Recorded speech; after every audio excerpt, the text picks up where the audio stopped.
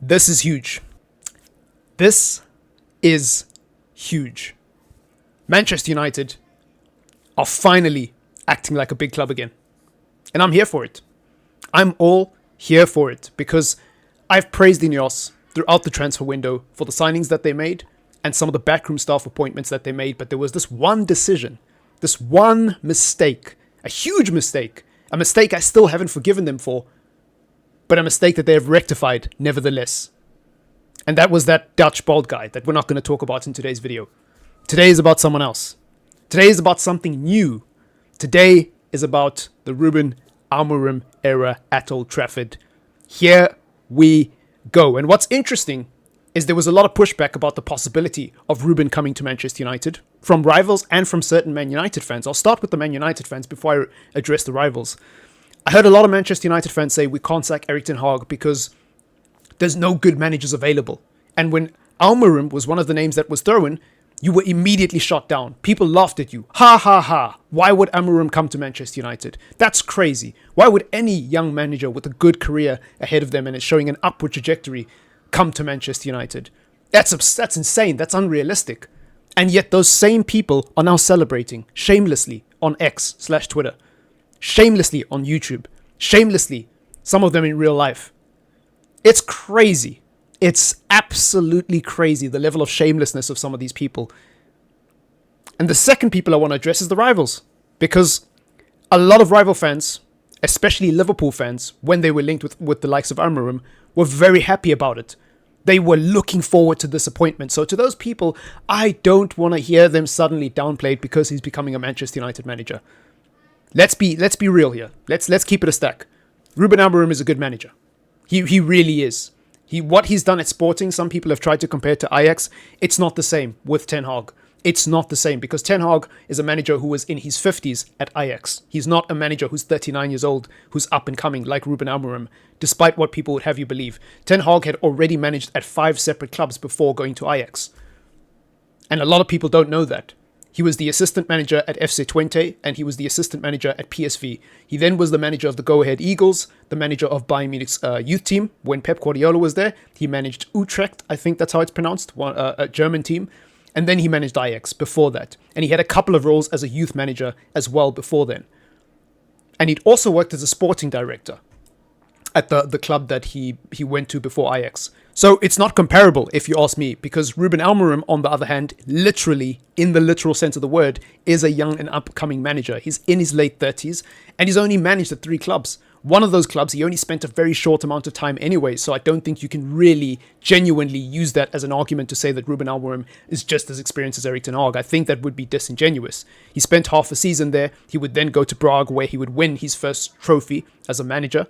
And he did so well with Prague in that season that he got snatched up by Sporting Lisbon. So he didn't really spend that much time outside of Sporting. And this is the thing that people are missing when they're making this comparison between Ten Hag and the boy Amorim.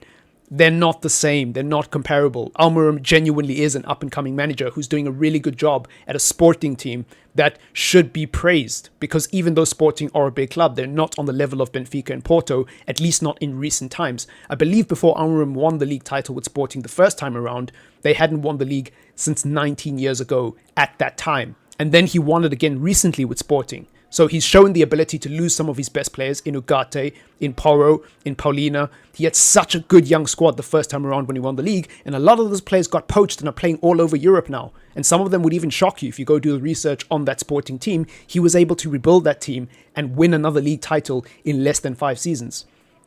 As a young manager who doesn't have any experience at a big club, that is pretty impressive. Now, it may not transfer to the Premier League, and we may be sat here 3 years from now talking about how Amorim is not good enough for Manchester United. But that shouldn't deter us as a fan base from being excited. That shouldn't deter us from keeping things a stack and calling a spade a spade. This guy's good.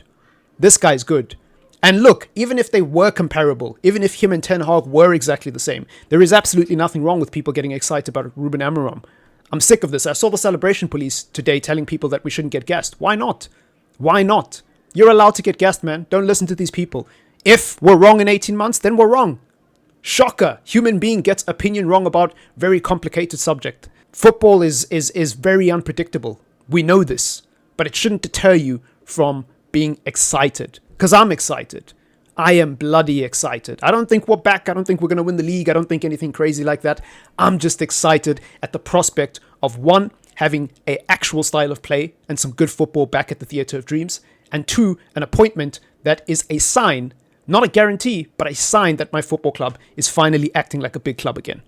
That's why I'm excited, personally. Now, in terms of expectations, what I expect from Ruben, it's hard to say without truly knowing what he's going to try to implement at Manchester United, which players he's going to favour, who we will sign in January, etc., etc. But now, for now, before a ball's been kicked, honestly, this season, I think if he wins the Europa League and gets top 6, that would be a successful season, as far as I'm concerned. I've heard a few people talking about top 4, and look, I hear it. If we were to beat Chelsea and if we were to go in a good run of games, then top 4 is definitely a conversation. But based on how bad we've been, I don't really see that happening right now. And I also don't think it would be fair on the new manager to start to expect him to miraculously change our poor form and go on a run and get top 4 and also win a trophy in his first season. Personally, I'm not there yet. I think I want to assess the squad first. What I'm looking for with Ruben Amorim is a style of play.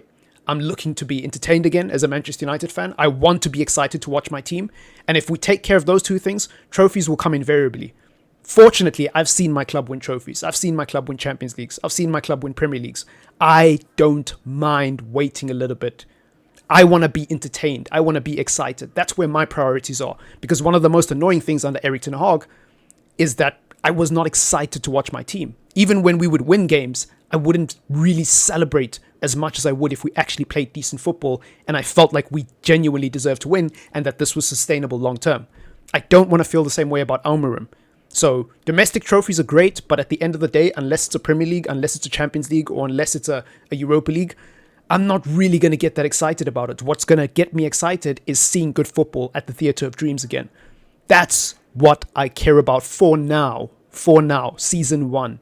Season 2, we can have a different conversation based on the context of what happens over the next 6 to 8 months. But yeah, let me know what you think in the comments down below, whether you're a rival fan or a United fan. Thank you for taking time out of your day to watch the video. If you did make it this far, subscribe if you want to support the channel, leave a comment, and of course, don't forget to like. Manchester United finally acting like a big club again. And I am gassed. Peace.